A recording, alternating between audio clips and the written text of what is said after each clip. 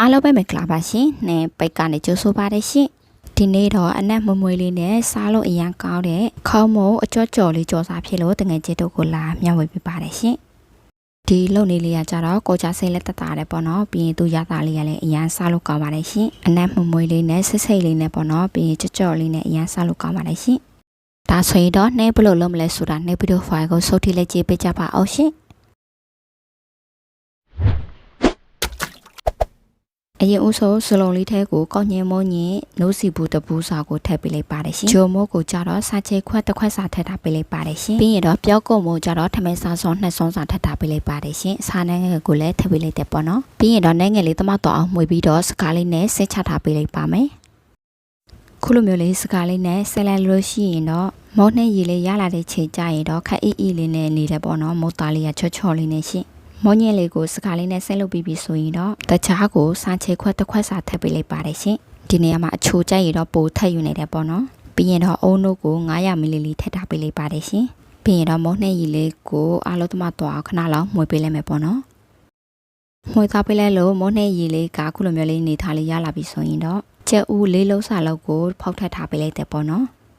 ဒါကြတော့ဗနီကာနဲ့မှွေစီလေးပေါ့နော်သူ့ကိုနည်းငယ်လေးထည့်ထားပေးလိုက်တယ်ရှင်ပြီးရင်တော့အိမ်မှာတုပ်ပြနေကြစီကိုကြတော့ထမင်းစားစွန်းနှစ်စွန်းစာထည့်ပေးလိုက်ပါတယ်ရှင်ပြီးရင်တော့အားလုံးသမားတော့အောင်တော့တစ်ခါလောက်ပြန်မှွေပေးလိုက်မယ်ပေါ့နော်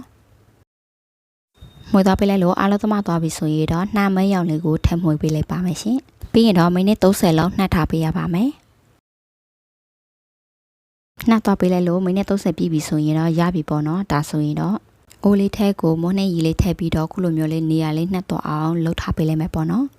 ခုလိုမျိုးလေးမိုးလုံးတဲ့ချိန်မှာတော့မီးကိုဖြည်းဖြည်းလေးပဲဖွက်ထားပေးရပါမယ်ရှင်။နောက်မလို့ရှိရင်တူးသွားတတ်တယ်ပေါ့နော်။ပြီးရင်တော့မုတ်သားလေးကိုတစ်ဖက်နဲ့တစ်ဖက်ကိုခုလိုမျိုးလေးပဲလှန်ပြီးတော့ကြော်သွားပေးလိုက်မယ်ပေါ့နော်။ဒီနေရာမှာနှဲကဒီမုတ်နှဲလေးကိုပုံလေး၃မျိုးခွဲပြီးတော့လုပ်ပြထားတယ်ပေါ့နော်။တကယ်လို့ကိုကတစ်မျိုးတည်းနဲ့လှုပ်စားမယ်ဆိုလည်းရပါတယ်ရှင်။ဒါကြတော့တစ်မျိုးပေါ့နော်ပြီးရင်တော့နောက်ထပ်မုတ်နှိမ့်လေးကိုလည်းခုလိုမျိုးလေးပဲထည့်ပြီးတော့နေရာလေးနှက်တော့အောင်ထည့်ပေးလိုက်ပါမယ်ပြီးရင်တော့နောက်တစ်ဖက်ကိုလည်းလှပြီးတော့ပြန်ကြော်ပေးလိုက်မယ်ပေါ့နော်ဒီမုတ်နောက်တစ်မျိုးကိုကြတော့လေးလေးလေးလုပ်ပေးလိုက်မယ်ပေါ့နော်ဒီမုတ်လေးကိုကြတော့နင်းကလိမ့်သွားအောင်လို့ခုလိုမျိုးလေးဒုတ်တေးသေးလေးထည့်ပြီးတော့တေးသေးချာချာလေးလိမ့်ထားပေးလိုက်တယ်ပေါ့နော်ပြီးရင်တော့ဒီမုတ်သားလေးကိုအယောင်လေးပြောင်းလာတဲ့ချိန်ထိကြော်သွားပေးလိုက်ပါမယ်ရှင်ခုလိုမျိုးလေးကြော်နေတဲ့ချိန်မှာတော့မုတ်သားလေးကအရင်တော့မကြော့သွားဘူးပေါ့နော်အေးသွားတဲ့ချိန်ကျမှမုတ်လေးကကြော့ကြော့လေးဖြစ်သွားပါတယ်ရှင်ပုံမှန်ဆိုရင်တော့ရွာဘက်မှာဆိုရင်တော့ဒီမုတ်လောက်တဲ့အိုးလေးရှိတယ်ပေါ့နော်နေ့မှာကျတော့ဆင်ပြေတဲ့အိုးလေးနဲ့လုပ်ပြထားတယ်ပေါ့နော်ကြော်သွားပေးလိုက်လို့ခုလိုနေထားလေးမျိုးဆိုရင်တော့ရပြီပေါ့နော်ဒါဆိုရင်တော့နောက်တစ်ခုကိုလည်းပြန်ကြော်ပေးလိုက်မယ်ပေါ့နော်ဒီမုတ်လေးကကျတော့အုံတို့အနက်မှုမွေးလေးနဲ့အရန်စားလို့ကောင်းတယ်ပေါ့နော်သူ့ရတာလေးကကြတော့ချိုးချိုးဆိတ်ဆိတ်အေးအေးလေးနဲ့ပေါ့နော်ဒါကြတော့နောက်ဆုံးလောက်ပြတဲ့မုတ်လုံနေလေးပေါ့နော်ဒီနေရာမှာဒီမုတ်လေးကိုကြတော့ကိုကြိုက်တဲ့ပုံစံလေးတိုင်းကြော်စားလို့ရတယ်ပေါ့နော်နေ့ကတော့သုံးပုံစံလေးလှုပ်စားဖြစ်တယ်ပေါ့နော်ဒီမုတ်လေးဆိုရင်နှင်းမစားရတာတော်တော်ကြာနေပြီပေါ့နော်ရွာဖက်မှာဆိုရင်တော့နေ့လည်နေ့ခင်ဖက်ဆိုရင်ရောင်းလေးရှိတယ်ပေါ့နော်ဒီမုတ်လေးကိုနေတော့ငယ်ငယ်ရဆိုရင်အေးရထားတာနဲ့သွားဝယ်စားလေးရှိတယ်ပေါ့နော်ဒါဆိုရင်တော့ဒီမုတ်သားလေးကိုလည်းအယောင်လေးပြလာတဲ့အထိခဏလောက်ကြော်သွားပေးလိုက်ပါမယ်